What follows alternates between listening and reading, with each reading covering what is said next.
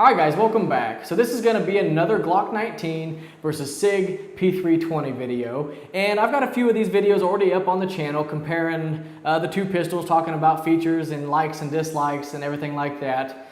But this video I want to talk about simplicity. Now, the most recent videos that I did kind of comparing these two pistols was I did a torture test on both of them. And the results of the torture test were pretty much identical for both of these pistols. But where the big differences came in was when I brought both of these guns home to do the cleanings. Now, after the test, of course, we had sand and mud and dirt and just all kind of junk down inside the guns, down inside all the little nooks and crannies, down inside the springs and all that. So both of these guns had to be completely taken apart, every little piece taken out of them, cleaned, and then put back together. Now, up until now, I haven't really said that I liked one gun over the other, or this one was a winner, or this one did better, or whatever.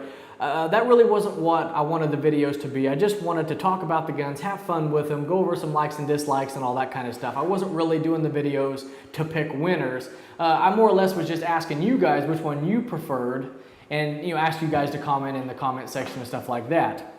But this is going to be the first video where there is a definite winner, and that's going to go to the Glock 19. Now, as most of you know, Glock's been around for a long time, and I'm sure most of you out there probably either own them or have had experience with them, and you really know and understand how simple the Glock pistol is to take apart, maintain, and change parts and all that stuff. Very simple to do.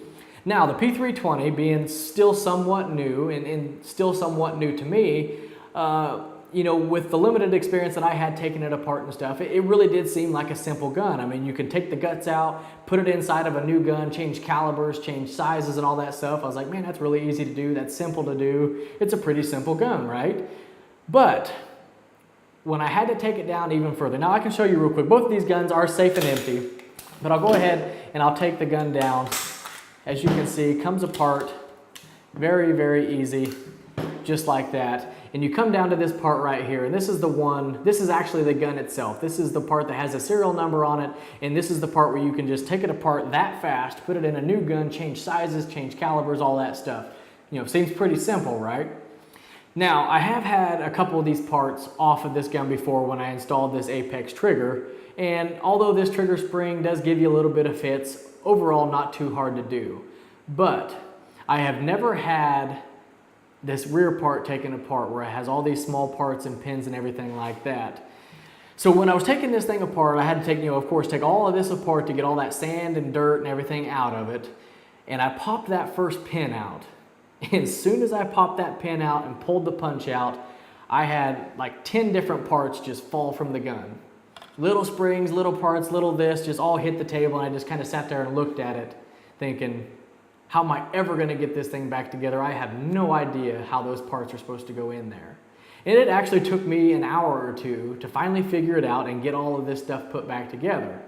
Now, granted, that was the first time I'd ever done it, and I'm sure that after I do it a handful of times, it'll probably get easier. But even if it does get easier to do, even if it does come to the point where I know where everything goes and I can get it back together pretty quickly, it still doesn't change the fact that the Glock is definitely more simple to do. There's just no doubt about it. It doesn't matter how fast or how good you get at this is more simple. It is. It's just simpler to do.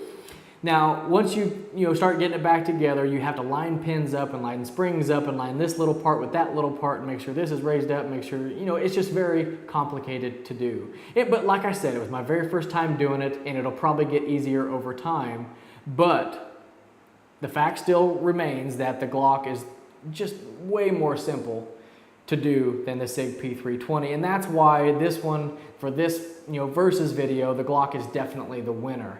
So I just wanted to share my experiences and kind of do another Glock 19 versus P320 video. I've had fun doing this little, I guess, series almost versus videos between these two guns. I still really do love the SIG P320.